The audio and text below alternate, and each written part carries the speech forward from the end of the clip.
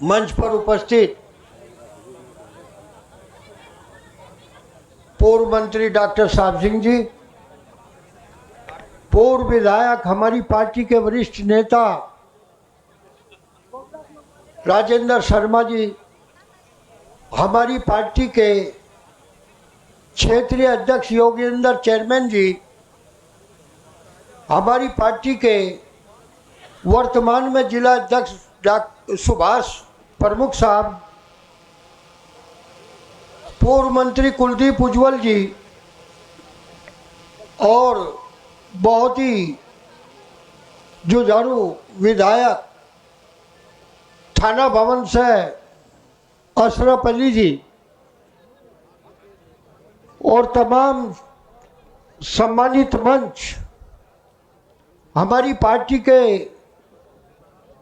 तमाम वरिष्ठ कार्यकर्ता व नेता, सम्मानित बुजुर्गों और साथियों, भारत रत्न चौधरी चरण सिंह जी की 123वीं जयंती के अवसर पर मैं उन्हें अपने श्रद्धा सुमन अर्पित करता हूं,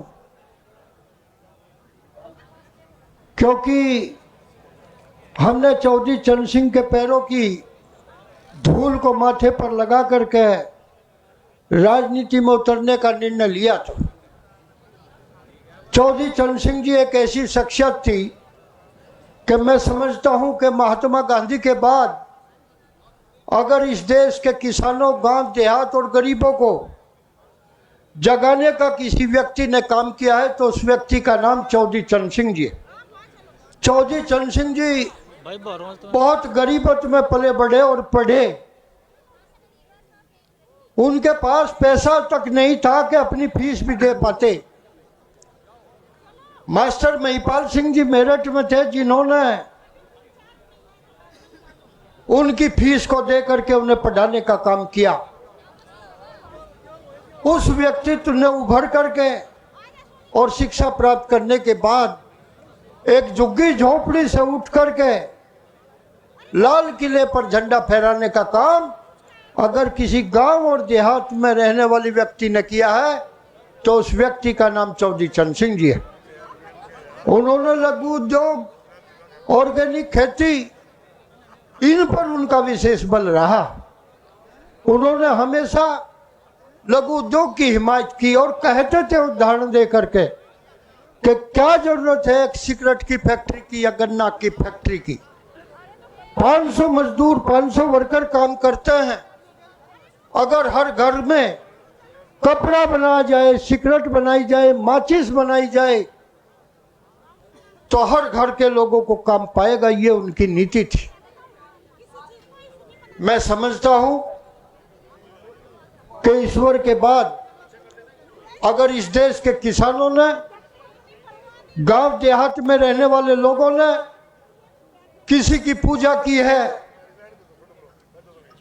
इस देश के नेताओं में तो चौधरी चरण सिंह जी की पूजा की है।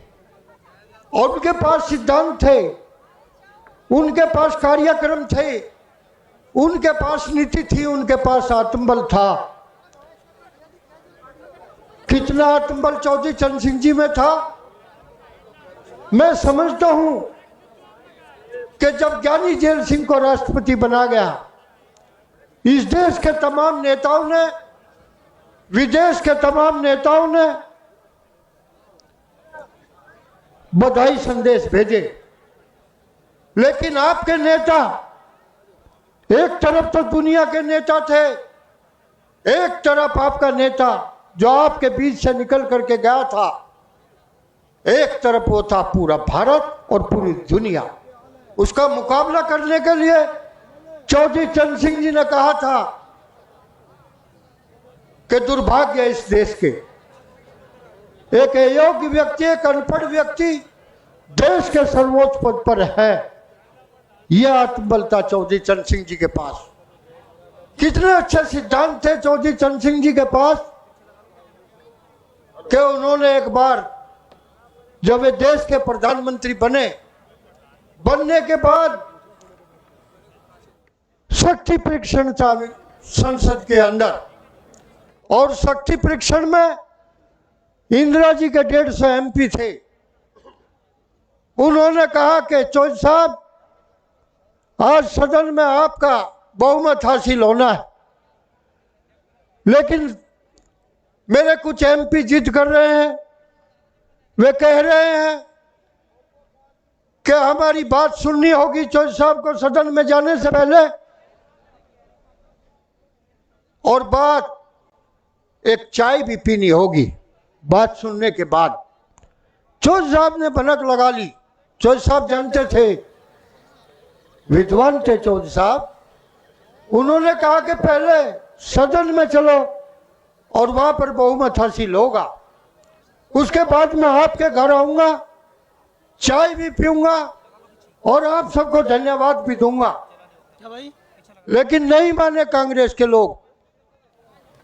जब नहीं माने, चौधरी साहब को पता था कि ये बहुमत हासिल करने के लिए आज सदन में नहीं जाएंगे।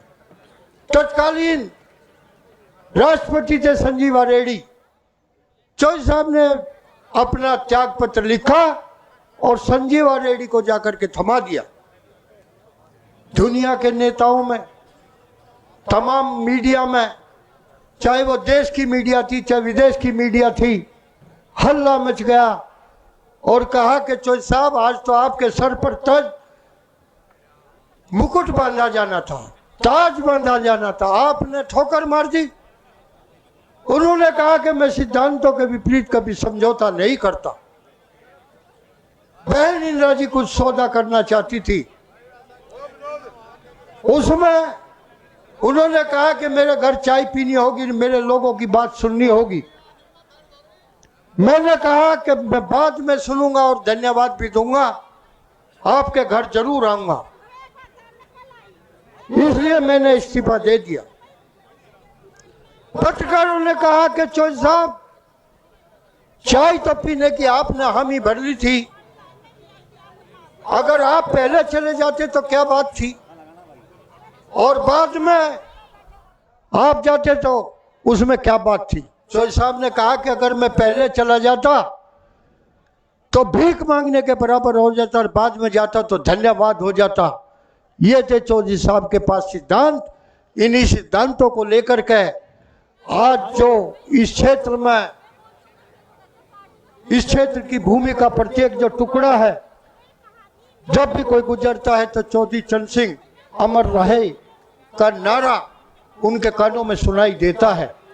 मैं नमन करता हूं चौधरी साहब को उनकी 123वीं पुण्यतिथि पर, और धन्यवाद देता हूं उसके वंशज चौधरी अजीत सिंह जी और जैन चौधरी जी को, जिन्होंने उनके कार्यक्रम में नीति और सिद्धांतों को आगे बढ़ाने का काम किया। जय हिंद, जय भारत, धन्यवाद। एक नारा भी लगाऊंगा चौधरी साहब का, क्योंकि आज उनकी पुण्य जन्म तिथि है।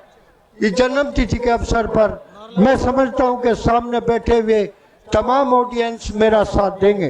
चौधरी चरण सिंह, आवाज तो आई भाई, कम आई। चौधरी चरण सिंह, जैन चौधरी, चौधरी अजीत सिंह। जय हिंद, जय भारत। धन्यवाद।